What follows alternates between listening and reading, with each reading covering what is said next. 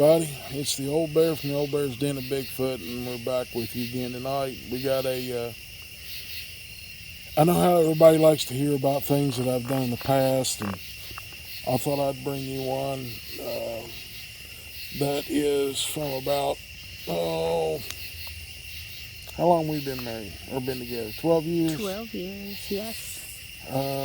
This happened probably 20 years ago. Happened here in West Virginia. And my wife is going to conduct the interview tonight. And whatever questions she comes up with, that's what we're going to roll with. So enjoy the fire and the night sounds, and I hope you enjoy this story. Well, not a story, but it's an account, and a little bit of a difference between a story and an account. So this happened to me, and let's get into it. And my dear, beautiful wife, Yes. and go ahead with your questions. Okay. Where did this account take place? It took place here in West Virginia, near in Nicholas County. I'm not going to give you the town because then everybody and their brother will be wanting to go up there, and let's just say Nicholas County. Nicholas County. West Virginia. All right. Nicholas County. It's a beautiful area there. Lots of wooded area. Mm-hmm. So how did this get going? How did your account start? Well, my younger brother and I, we went to go bow hunting for deer and bears, and he picked a spot up there in Nicholas County that he wanted to go to and check out and see what kind of bear population it had, and you know what kind of deer population there was in there, because it's got a lot of deer in it in places, but there's some places that don't have a lot of deer.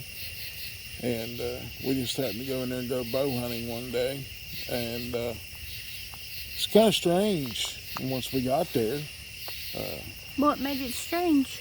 well, we didn't hear hardly any birds. Only birds we heard, woodpeckers or anything like that, were way off. They weren't up close to us. Wow, that is strange in the woods. Very strange. Mm-hmm.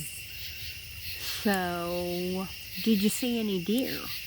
No, didn't see a deer that day. No. We hunted from daylight until it was noon, 11:30, 12 o'clock. So, what happened? Did y'all decide to go back home or something, or what happened? Well, we separated right there at the truck, right about daylight, and he went one way and I went another, and I went out this road, and I was out there probably about a mile. It's an old log road, and it's gravelled, and it's fairly easy to walk quietly on it. It wasn't growed up or anything, and we were just, we were just checking the area out more or less, and I went out through there, and the newest deer track I could find was probably a week and a half, 2 weeks old. I did find one bear track, but heck, that thing was almost completely gone. So there wasn't a whole lot of game there. I don't think I do remember seeing a couple of squirrels when we were there that morning. But they saw me, and they just hightailed it for the next county. They did. Well, let me build on the fire a little bit. Okay. It's really nice out, folks, this evening. There's a little bit of chilliness in the air, and the bugs are going nuts, all the frogs and bugs. Makes for a good day, evening just to sit out and look at the fire roaring.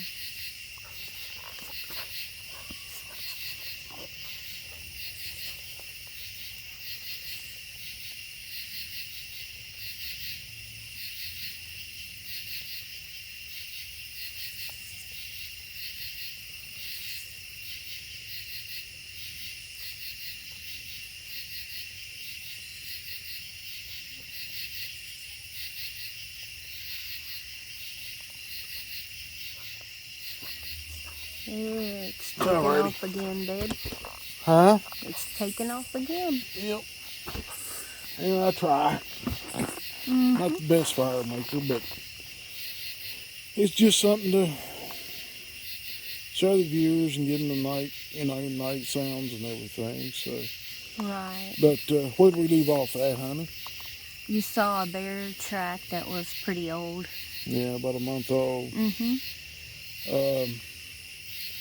And I mean, I walked quite a bit, and I know my younger brother. He loves to get out and walk around, and he's a very good hunter. Period. He's a lot better than I am, and deer tracks. He kind of caught up to me out there in that one area, and we talked a little bit. I asked him, I said, well, Howls, what kind of sign you been finding? He's like, hardly any. I said, deer tracks are 2 weeks old. And he said, I found some bear scat out there, what I think was bear scat. And it was probably a month old. Wow. So, we kind of decided at that point that I told him, I said, well, I'm going to hunt out this road a little bit further and start, going out here another half a mile, and then I'll turn around and head back towards the truck. And he went up on top of the ridge. There's a road that went up the ridge and then went out the top of that ridge. Mm-hmm. And I was probably maybe 100 yards under the hill. And these are old log roads. I mean, in order to get in there, you had to have a big four-wheel drive. It was pretty tight. It's pretty rough getting in there. And, we had his truck. He had an old 3/4 ton diesel, four-wheel drive, and that thing, big old set of tires on it. And we got in there fairly easy with his truck. Like a mountain goat. Yeah, about like that. And he's pretty particular about his vehicles when it comes to being able to go places. Mm-hmm.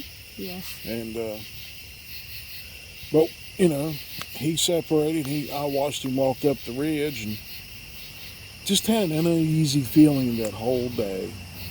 Really? While we were there. Just a weird, strange feeling that... Did you feel like there was something out there that you couldn't see? No, didn't have that feeling. Just had this weird feeling that I was in an area where, maybe there's, I was going to find something. I just felt it and nothing told me this. Something just popped in my head that I'm going to find something that's going to pique my interest, and I'm going to, it was either going to be a deer or a bear, and I was bow hunting. All I had was a bow and a knife on my hip and a backpack on, and I had some water and stuff in it. Right. And I told him, we had a couple of radios that if, one of us shot a deer or a bear or something, that we could get in contact with the other one and go about it that way, getting help to get the deer out or the bear out. Yeah.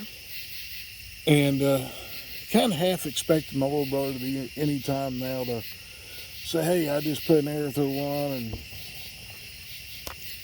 you come help me get it and we'll gut it and get it out of here.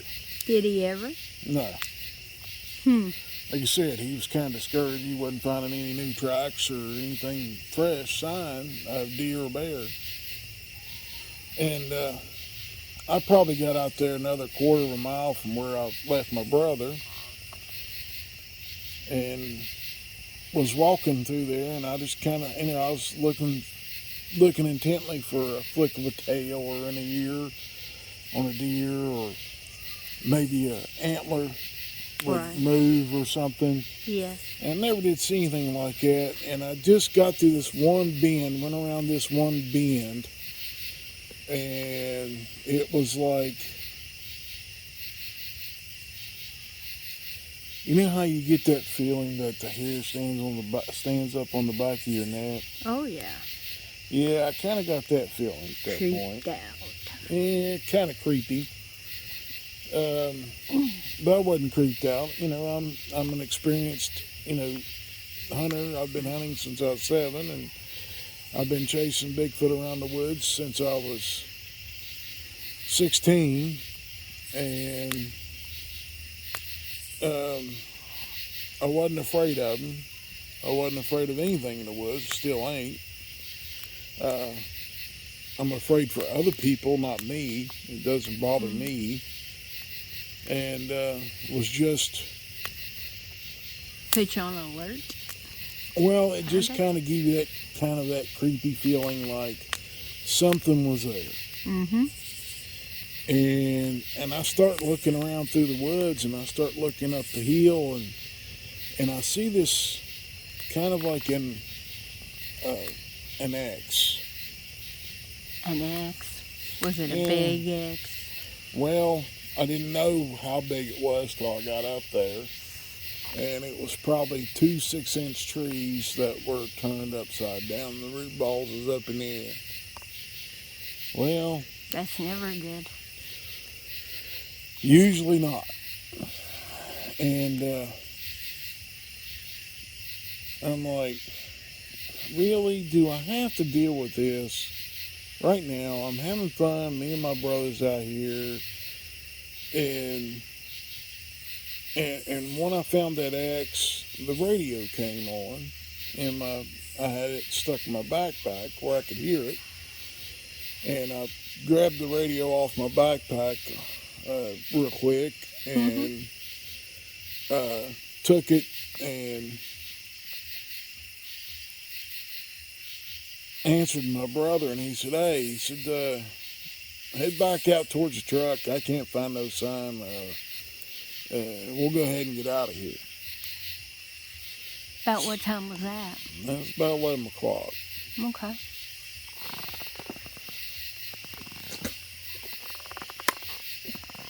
Well, I did good, but then it dies down again.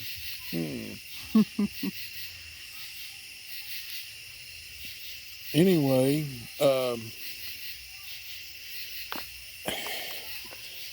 I saw the X, and I walked up there and looked at it, and knew instantly that there was Bigfoot in the area, because Bigfoot is well known to do that. Mm-hmm. And I'd seen it multiple times before then. And I thought, well, I'm going to listen to my brother. I headed back out the road. And when I was going back out the road, I was looking more intently as to finding Bigfoot structure. Mm-hmm. Okay. And I found a couple of trees stacked up around a big tree. You know, not just little tiny twigs, but I'm talking heavy trees, 3 to 4, 6, 8 inches thick. Right. You know, standing up around a tree. And I was like, well, found a couple of those, and I got out to the car. I got to the truck, and my brother looked at me and said, let's just go home. There ain't no game here. And so we left, drove all the way back from Nicholas County to the house. And my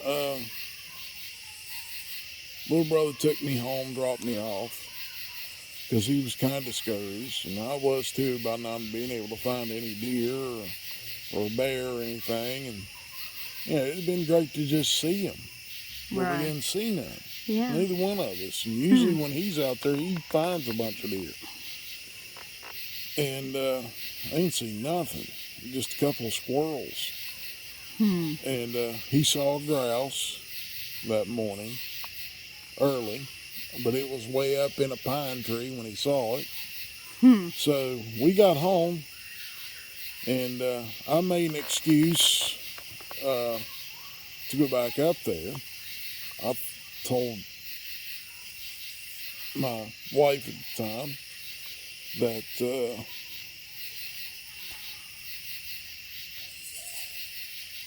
I need to go back up there because I'd left something up there.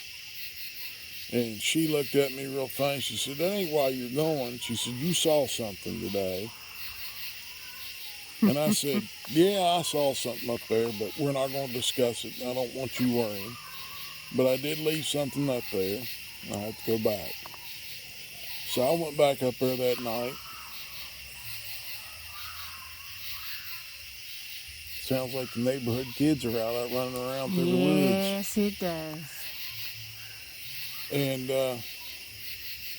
we were trying, I went back up there. I got up there before dark.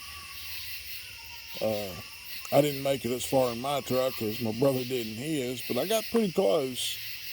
And I walked in there, and there was a road that went up the hill and to the same place that we parked. So I walked up that road, and I was in there before it got dark. And I got in there, and when it started getting dark, I started hearing, I heard a howl that came from where that X was, in that general area. Oh. And at that point, I was like, well, I'm not walking out there by myself. And I had a handgun on my hip, and had a big knife on my hip, and had my bow in the truck. So if I could get back to the truck, I'd have my bow in case I needed it. But it wasn't, you can't hunt after dark. So it's getting dark. And, well, dagnabbit, I'm going to have to mess with the fire again. So you entertain the people a little bit, babe, and I'll be right back.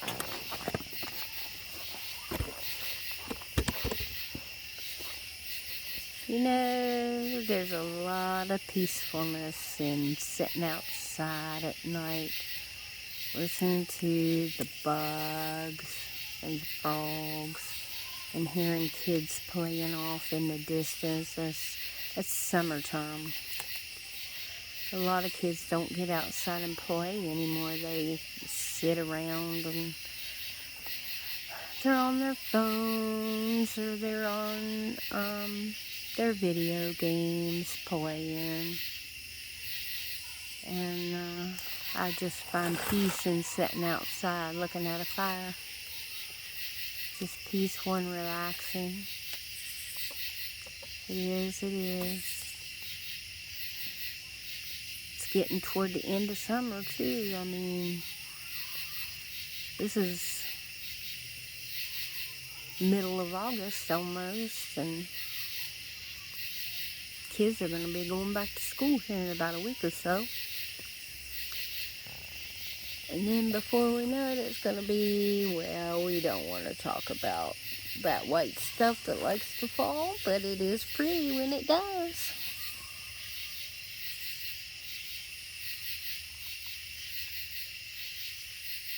Don't know if it's going to start back up, is it? Maybe? Yeah, maybe not.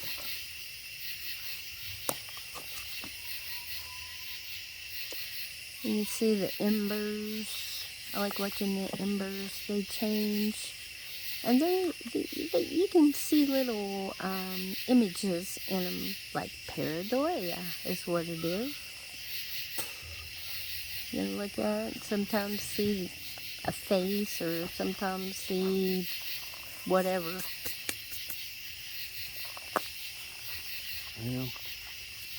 My fire ain't doing very good. The wood's kind of wet. Sorry. But we got a little bit of a flame going. It's not much, but it's a little bit. Right. So where was I? You heard a howl. Mm-hmm. And I heard one howl back out there, that X. And I'm standing there where we had parked that morning. And at that point, I was like, well, I'm going to do a howl. just to get their attention. Mm-hmm. And I tried to get it taped. I had one of them little recorders, Yeah. tape recorders, the cassette tape recorders. And, One of those tiny ones. yeah. Oh no, I had the big long square one Oh, okay. that you could attach a mic to, and I tried to get it recorded and it didn't work. And anyway, I did a howl, and at that point it was like, okay, nothing happened, nothing responded to me. Dang nabbit.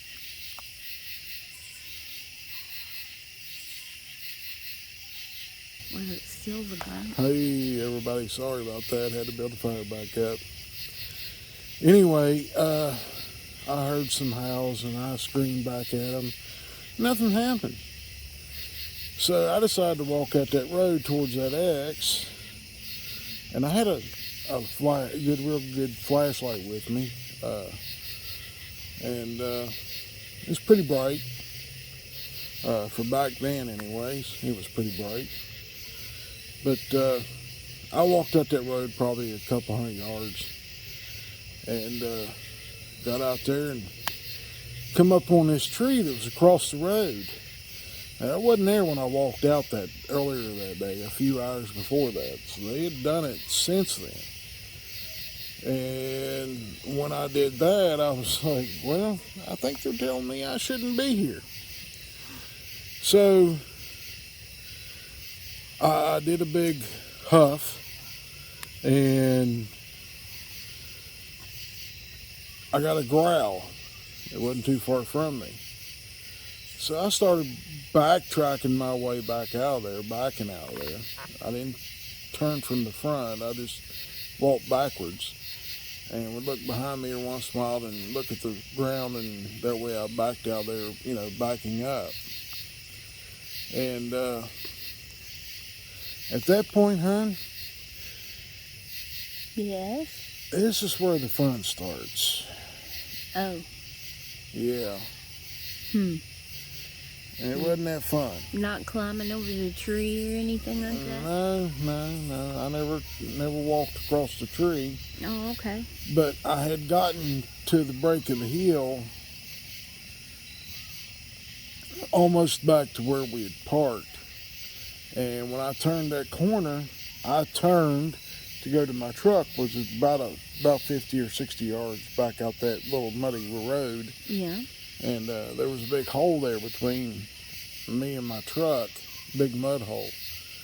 And that was part of the reason that I didn't, that I turned around, because I knew I'd have to traverse that mud hole, get around it, get out of there. So I had to go up in the woods a little bit and get out of there. Mm-hmm. Okay. And at that point, it got a little hairy when I stepped up in the woods. There must have been one standing there watching me, because when I stepped towards it, I don't know if it saw the handgun, I don't know if it saw me holding the flashlight, or I had went across it, or what, or carrying that recorder. And by this time I had stuck the recorder back in my backpack I had open. And so at that point I was like, well, I'm going to get out of here, because they're coming and I need to move. And I didn't see that one that was standing there on the hill, which could have been the big male or one of the other males. And it screamed at me. And it screamed, Yahoo! Loud and low. Ooh. Big, deep growl. Yeah. It wasn't a growl. It screamed at me. And I'm like, oh no. I'm way too close to this one. So I kind of took off at a little bit of a jog to put distance between me and it and get closer to my truck. And I was digging for the key out of my pocket. My truck was unlocked, so all I had to do was just jump in and throw the key in the ignition and take off. Mm-hmm. I'd already turned around. And when I got it there to that tree, to where I had to step off the bank back into the road, it shoved a tree down, Oh about a my. 6-inch tree, and knocked me off the ledge above the road. Oh. I ended up in the mud hole. Oh no. Yeah, it wasn't Ooh. fun. Scary. Cold water, of course. Mm-hmm. It's late October, early November when this Yeah. happened. And I'm like, well, I jumped up, I pulled my handgun off my hip, and in the general direction of that Bigfoot, because I knew it was a Bigfoot, but it was a Yahoo type. They're kind of aggressive. That's what I hear. I pulled the handgun, I shot it right into the bank right there in front of me at the mud hole. And I could hear it run off after my ears quit ringing. I could hear it running off. Wow. Yeah. So I went down to the truck, got in the truck, and started the truck up. And I had mud all over the side of my face, on my right shoulder, down my arm, down my leg. I'm in my truck trying to get out of this place. And I rolled the window down, and, well, I got a little bit upset with him. And I said a few choice words that I probably shouldn't have. I wasn't a Christian at the time. I knew of the Lord, but I didn't know the Lord.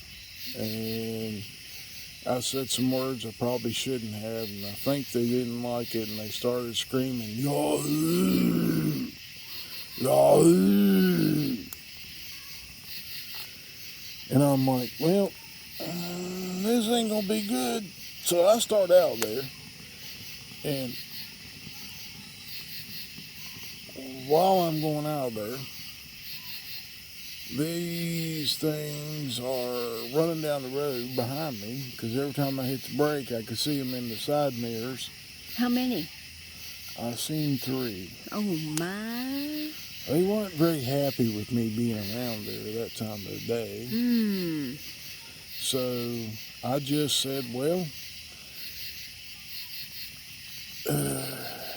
if it's going to be a fight, it's going to be a fight. Ain't nothing I can do about that. But they decided that one point, once I got to because the road come down the hill, and then it turned to the left going down the hill, and then turned back to the right. When I got to that S curve, or Z curve, more like it, they quit running after me. They stopped right at the top at that first curve. And they left me alone. I got out of there. That's good. And I've been back up there a few times, and I've heard them scream, and I don't challenge them anymore when I go in there.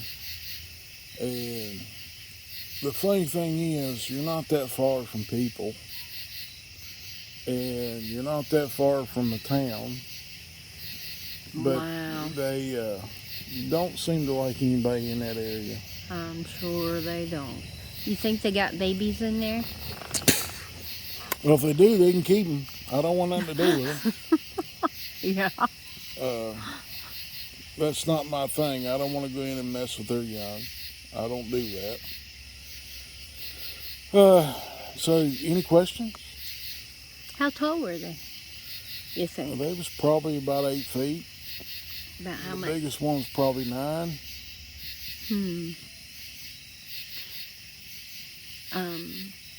How tall? I mean, how much do you figure they weigh? Well, I'd say at 9 foot it was probably pushing every bit of 700, maybe 800 pounds.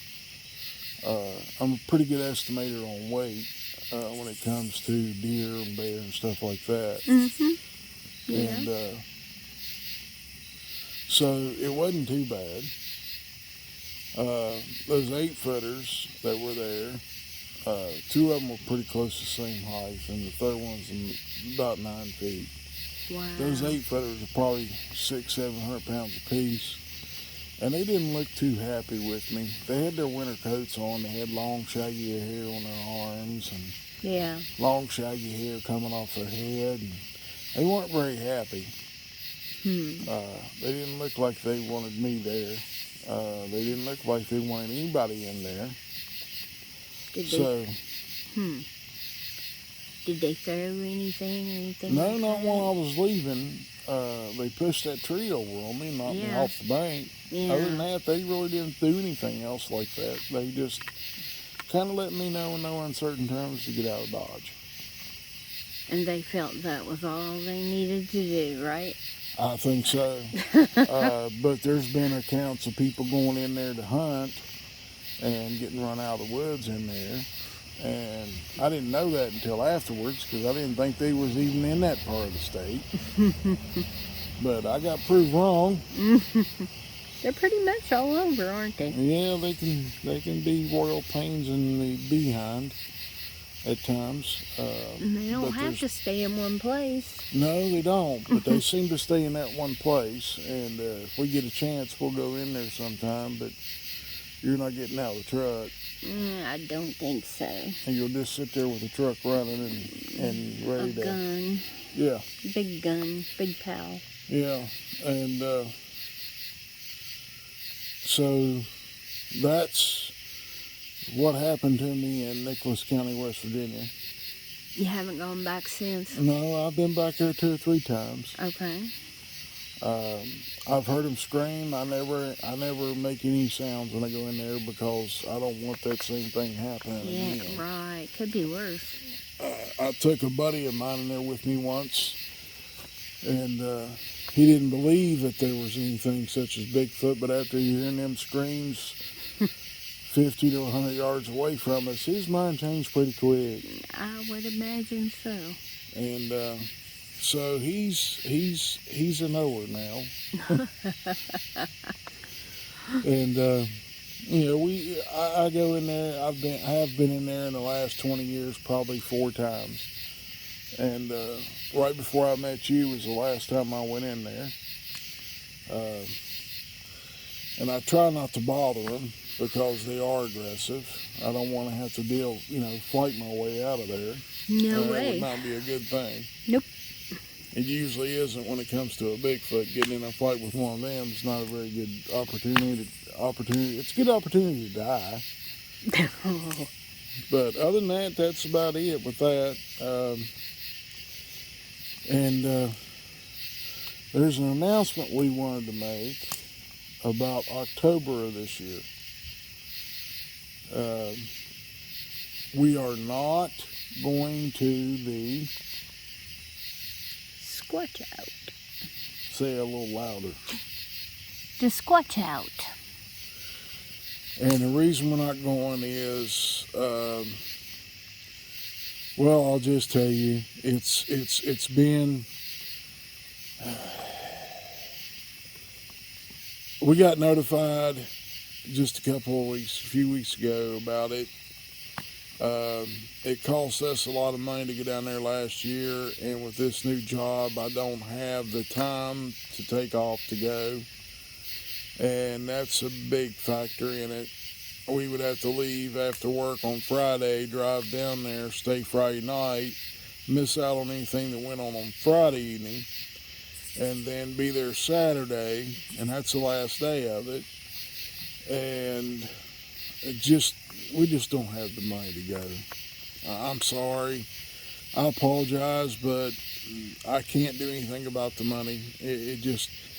We spent well over between $1,000 and $1,200 to get down there last year, and